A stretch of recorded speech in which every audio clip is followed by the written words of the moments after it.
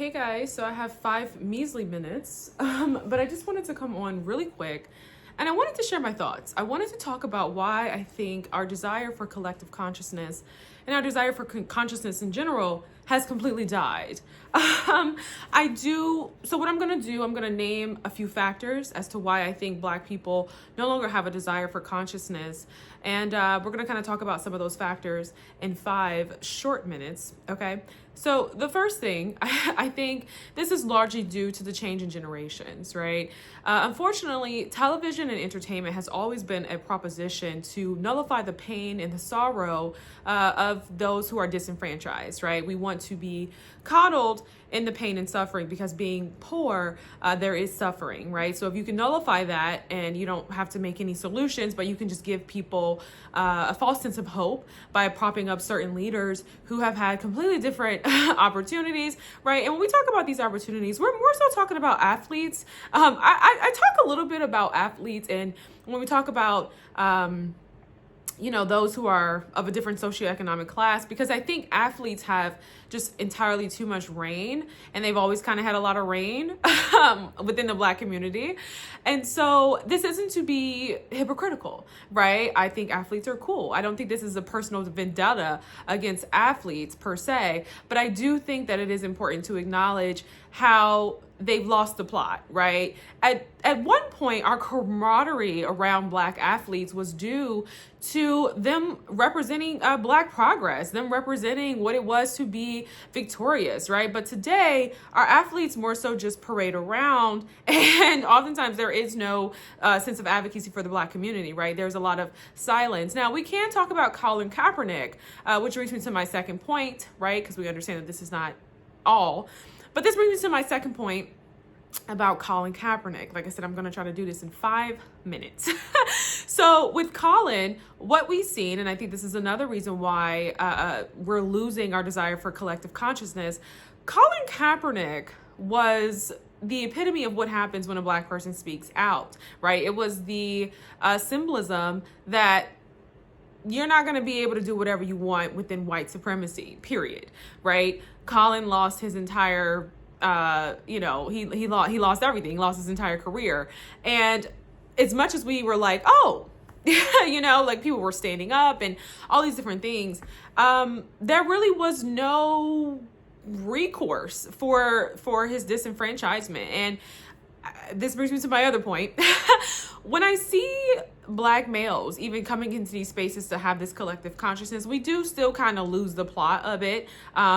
And unfortunately, when I see it today, I question, I'm like, do they have no idea this is a lost cause? It's unfortunate, but it really is. And so there are a lot of factors that I think kind of play into why Black people no longer have a desire for that consciousness, right? I think one is just our reality is just entirely too polarizing, right? We can walk out on the street, we can see homeless people. My algorithm has sent me some women who, were single mothers, children laying in the McDonald's bathroom.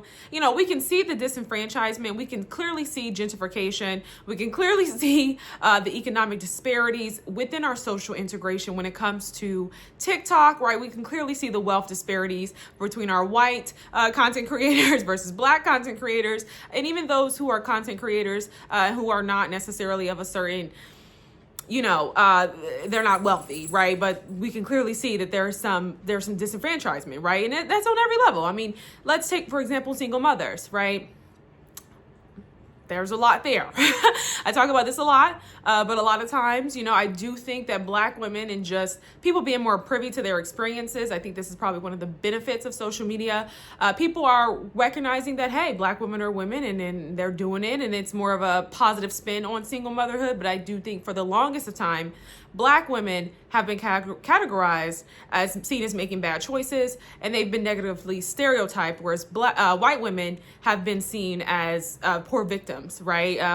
Black women divorce for various reasons, right? A lot of times people have misconceptions about divorcing women, and they believe that women just want to break up a family when that's the last thing that any woman would want, right? We've been sold family and fantasy and fairy tales since we came out of the womb. So I can assure you that that is one of the greatest misconceptions. Nonetheless, Black women are, I believe that Black women are a little bit more scrutinized for divorce, whereas white women in modern society are seen as liberated and are empowered and can typically garner a community, whereas Black women are typically left with shame, disapproval, and judgment, continual judgment. So when we talk about collective consciousness, I just think that it's lost its momentum. I also think that it's something that we no longer desire. I think that the costs are just maybe a little too high, right? Like I said, we've seen with Colin Kaepernick, that could have possibly sent the subconscious message to all athletes, which I'm sure it did, right? And we also kind of see how, you know, there's a lot of people out here who are doing this work and there's no reward for activism. And it's not to say that there should be a reward, but there should be some type of acknowledgement, I would think, for people who are quite literally risking their lives, their careers, their entire livelihoods for the betterment of the community. Those things don't exist. So yeah, I think we're losing it. I think the plot is completely gone. And today you're more so stigmatized as someone who's problematic and who is anti-progress, right? Because we are more so leaning towards liberalism. We are seeking community. We are seeking to be integrated. However, the things that we cannot change and the things that have seldom been addressed is the racism that is deeply ingrained in the minds of white individuals, right? That white psychology that will always, quite frankly, prioritize its power, privilege, and dominance over the Black community. What we don't also see as well is how, you know, overwhelmingly, we don't take the time to really acknowledge all the social factors that really kind of go into our mentality as Black people that keep us from being a little bit more conscious and mindful in regards to our community and the impact that modern society is having on it in our community. So we're no longer fighting for justice. It's very evident, right? We're no longer fighting for equality. We are no longer fighting for economic equality either, right? And I question, you know, we say, hey, are there solutions within white supremacy? I think for everything that is being undone, I think that this is in part because we're going to have to start from scratch just because we no longer continued the plot, right? For everything that has been undone, there was once upon a time, right, there was a clear understanding that this is the standard, right? This is what we're going to fight for. This is what we're going to show up for.